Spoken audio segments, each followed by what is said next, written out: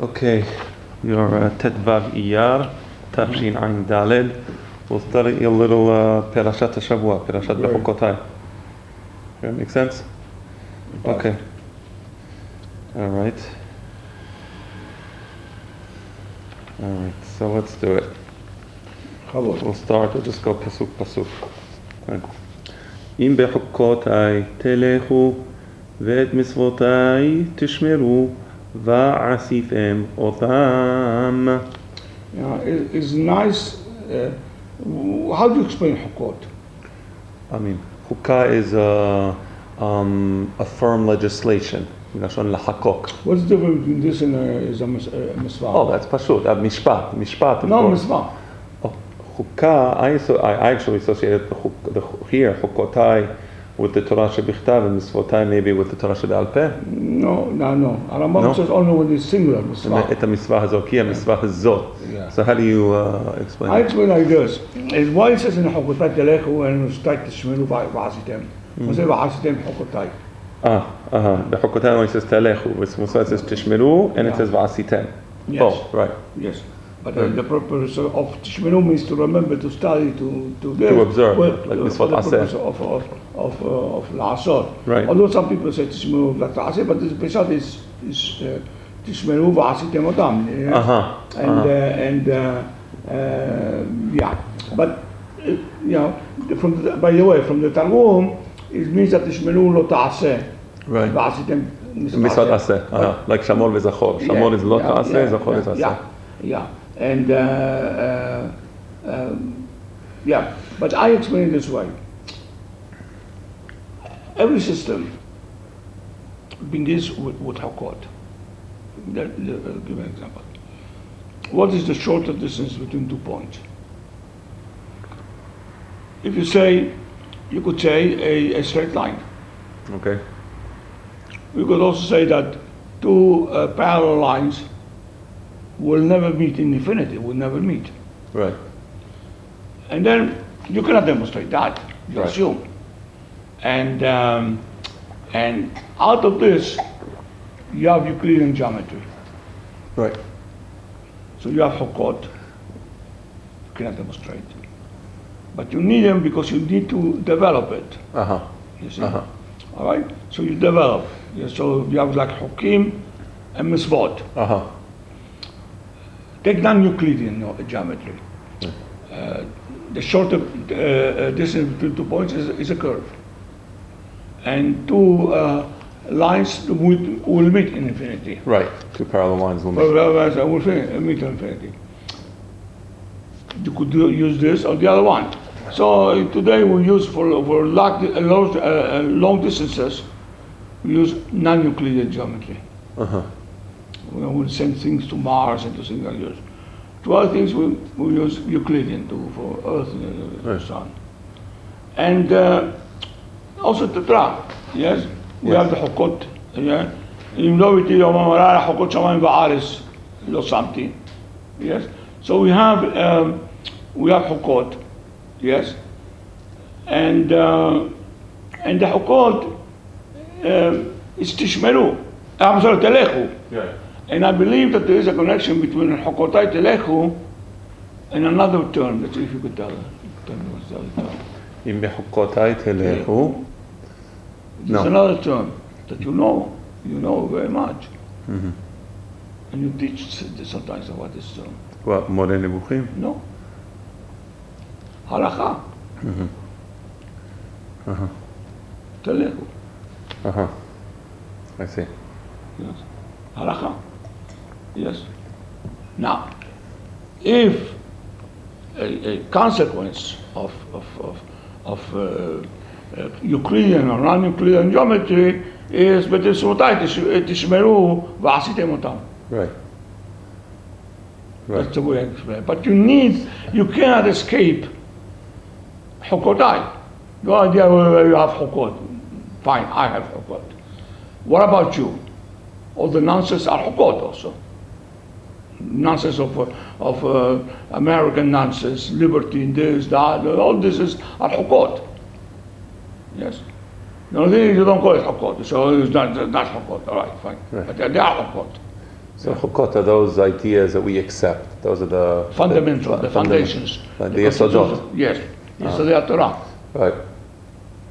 I see. Right. Right. So the Torah wasn't given in a vacuum. The mitzvot were not given in a vacuum. That's right.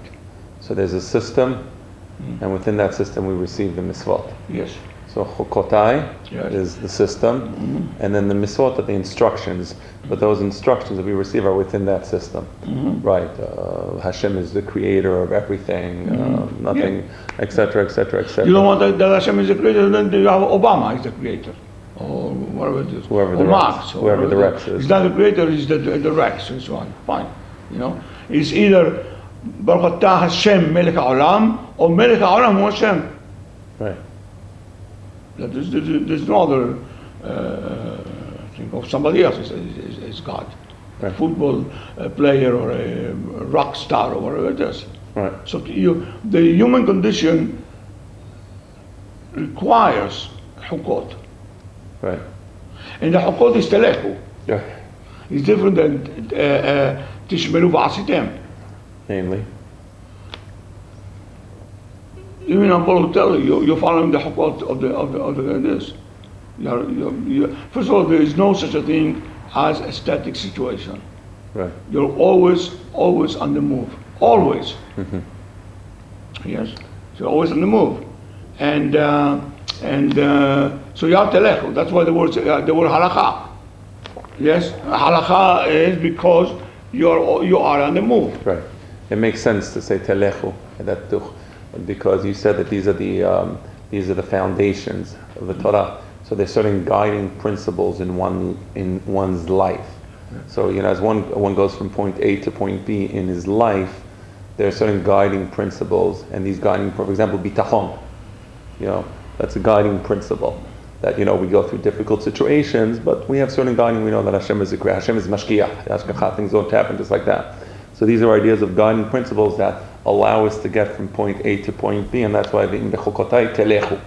Because then there's other guiding. If you don't have these chukot, then you have the guiding principles. Oh, there was astrology. The reason this happens because that star was in that situation, and it was inevitable. It was destiny, for example. So no, in BeHukotai telechu, the guiding principles.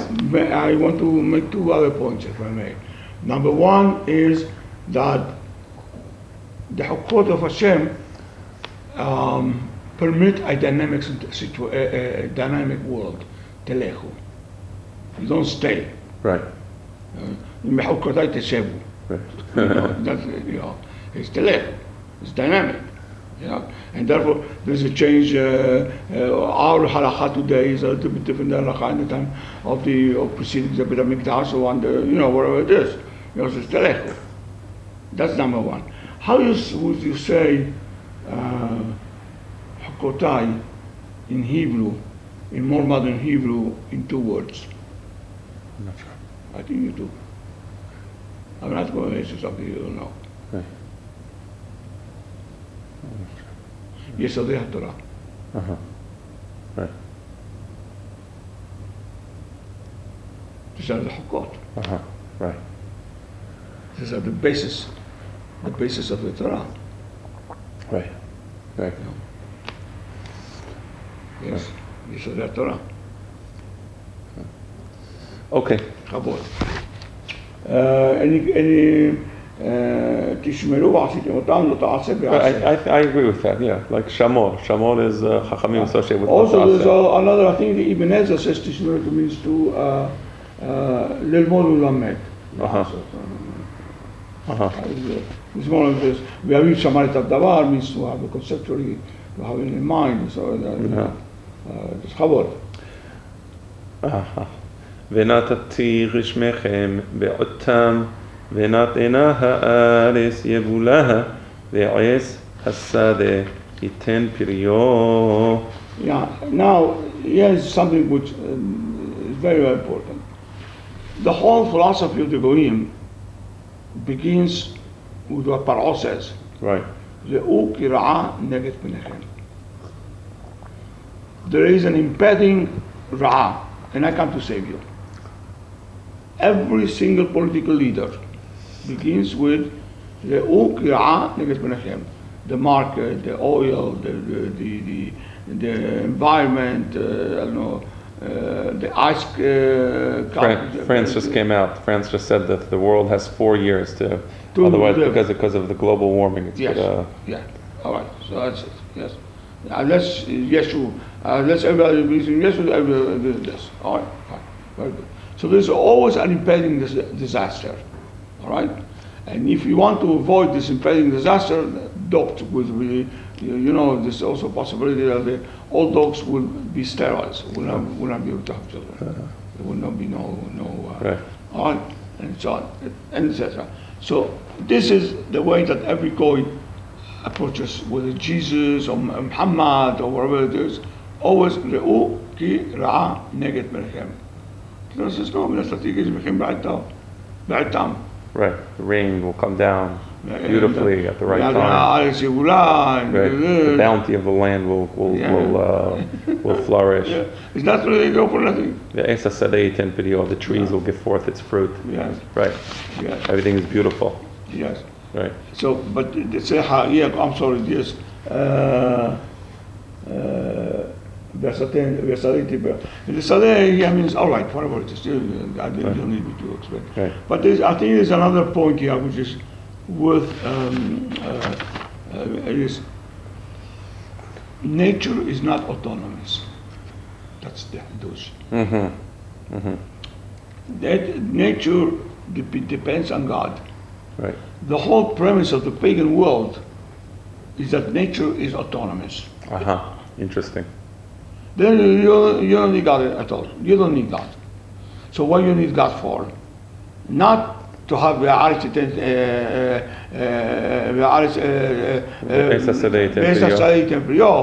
but from an impending disaster. And now it's very, very important. It's a very important hadith. If you believe that the earth is autonomous, right, it doesn't depend on God. Right. So then, I could use the earth negatively, nature negatively. He says no, the nature, and this is based upon the first passage of the Torah, where it is, "Beshi bara Elohim et hasamayim et haaretz." Right. והשיג לכם דאיש את בסיר ובסיר ישיג את זרע ואכלתם לחמכם לשובע וישבתם לבטח בארצכם. והשיג לכם דאיש. So Daish is the season of the wheat harvest, which happens around Shavuot. So they thresh the wheat. So there's going to be such an abundance of wheat that you're not going to have enough time to deal with all the wheat, and then there's going to come the grape harvest, which of course is at the end of the summer. And then ubasir yasig zara, and then there's going to be end of the middle of the summer. I'm sorry. And then the basir yasig zara. There's going to be so much grapes to deal with that you're not going to have enough time to deal with it because you're going to be time to plant the land for the next season.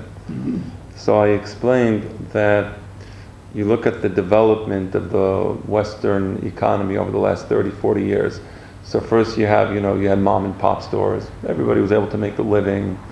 It was comfortable, not super, super wealthy, but there was a middle class and people were able to live, work 9 to 5, go home, have dinner with the wife and kids.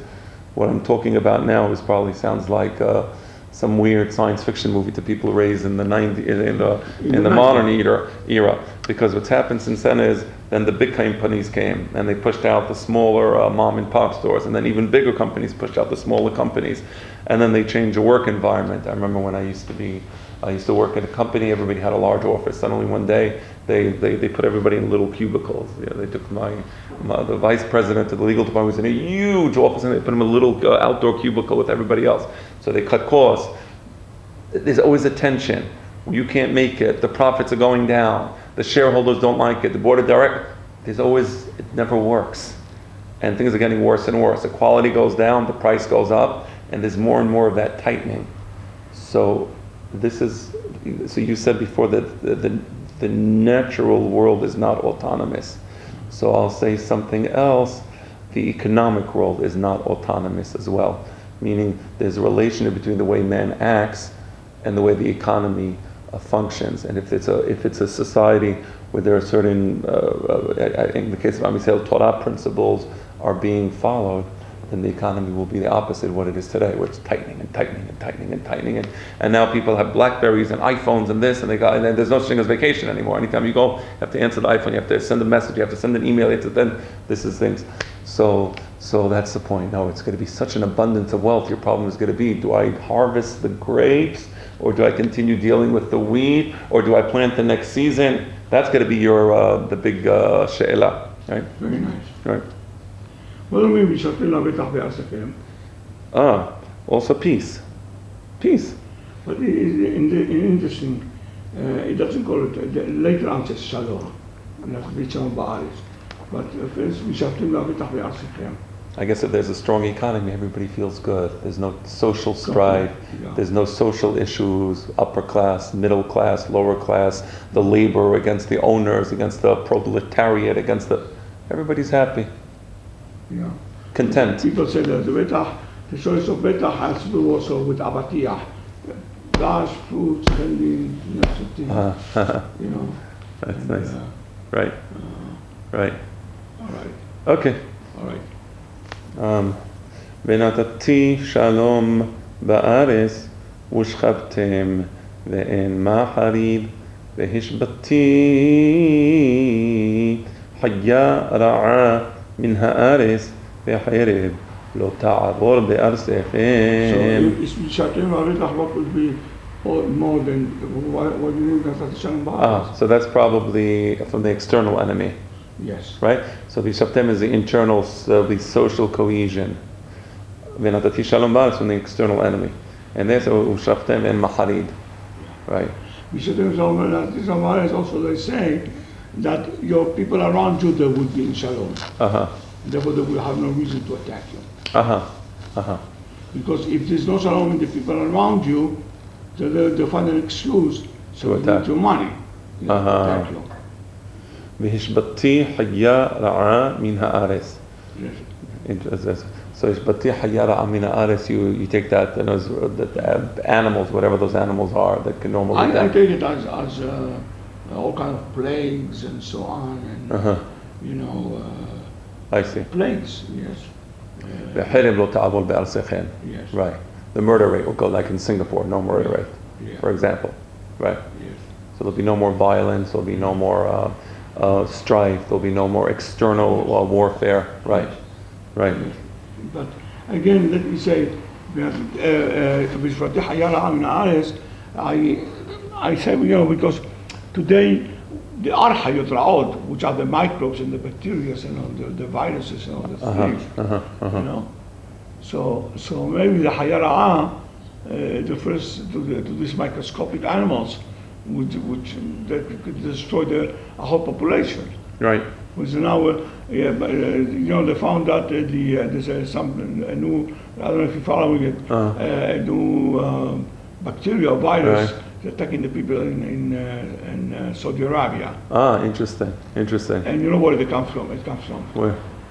From the camels. And the show today was the show in the, I don't know where I saw it, in Fox News or in Israeli things. So the guy in Arab said was kissing the camel, the she camel. Yes, I saw it in Hebrew. Said, what do you think? This is going to bring me sickness? And kissed her. And why? Don't you want to make peace with these people? The people are very good people. Yes. But he was kissing the Na'aka. Yeah, remember the word Na'aka, so it must be Israeli in these other things. Right. Nice. How do you say this? Yes. Right. Better than my wife. Yeah. All right. Would have left. But you had to see it. Interesting. By the way, I have the poem. I think somebody by the name of Aloni wrote about the poems, the love poems of the Arabs. Love poems to camel. ורדפתם את אויביכם ונפלו לפניכם לחרב. Yes. So we will. Yeah. So, but it's still the people that want to destroy you. Right. I see. Yeah. Amalek, wherever they are. Right. No, the people that were the nice Arabs who are they're offended at the fact that you're having ice cream. Yes, Right. all right. So you go to their land and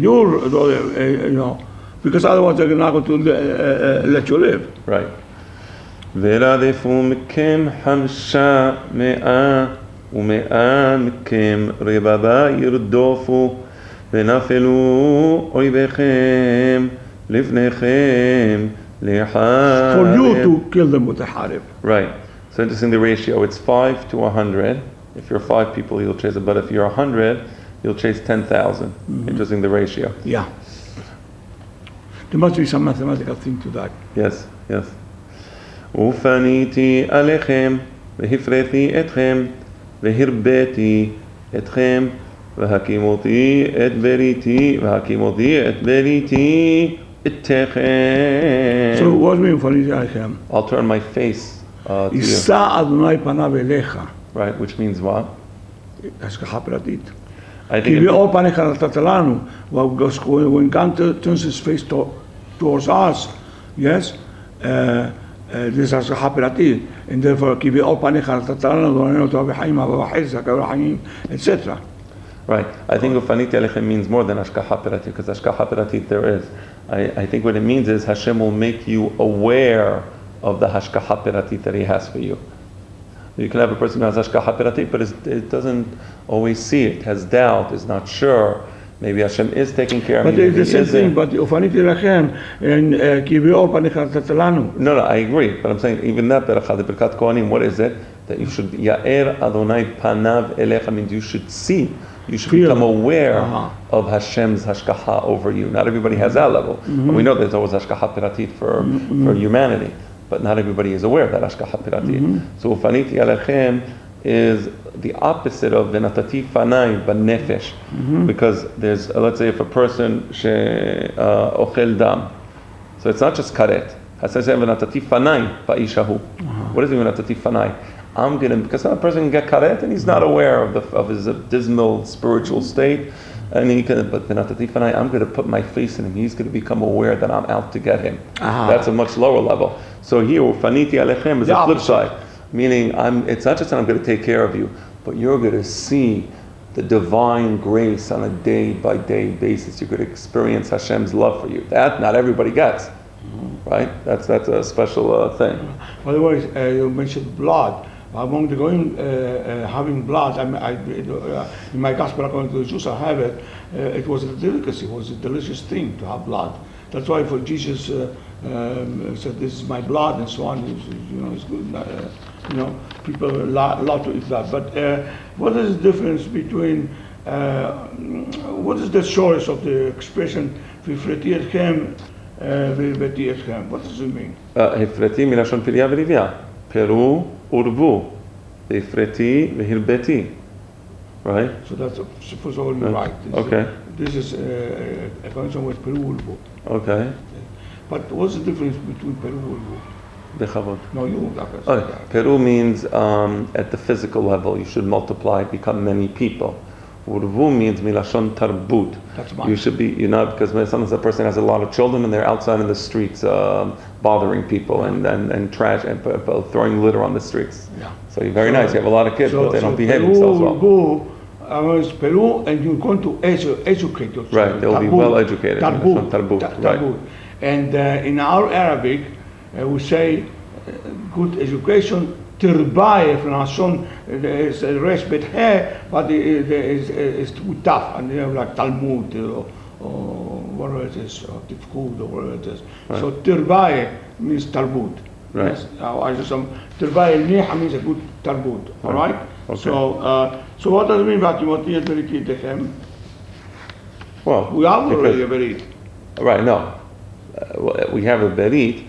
But because we're not following our side of the Berit, Hashem is not following His side, namely, V'hitem li segula mikol ha'amim.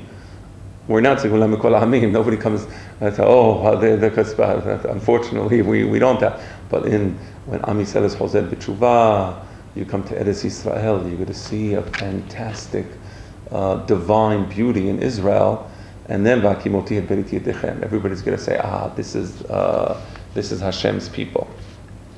Yeah.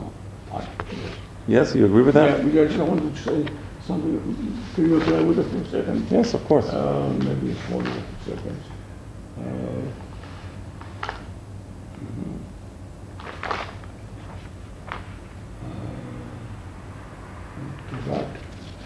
There's something in the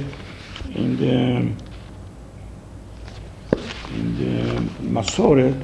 Yes. I like always. Yeah. Excuse me for a moment.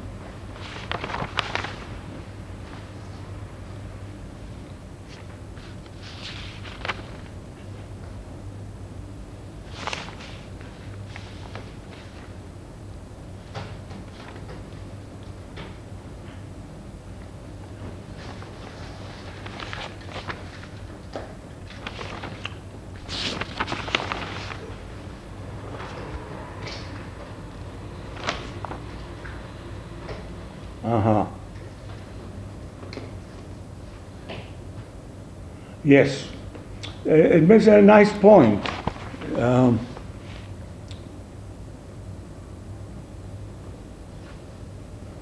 Go ahead. That Vakimoti is Milera. Right. I think there's another Vakim. There's another Vakimo. I think there's one Vakimoti that is Mila'el, no? I don't recall.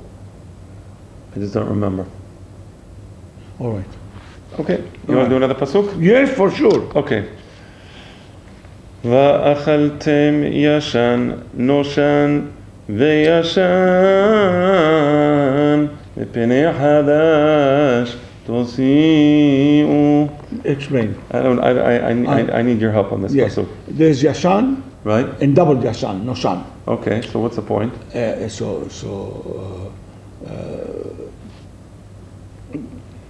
You have so much In your storehouses. yes, that you cannot have, you don't have enough room.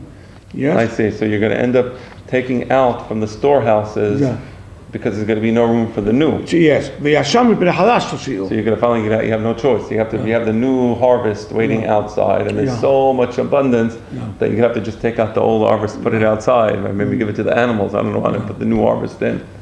Right. Very nice. Excellent. ונתתי משכני בתוככם ולא תרען נפשי אתכם. Now I have a nice drasha on this. I Okay. talked to Joey and he liked it. Okay, what's your דרשה? was mean תגעל נפשי. מלשון להגעלת הכלים. I said that. I said it. So what was your דרשה? That's my drasha. What is הגעלת כלים? Right, You have a keli, right, and inside there is something which is impure, right, and you take it away. right, right.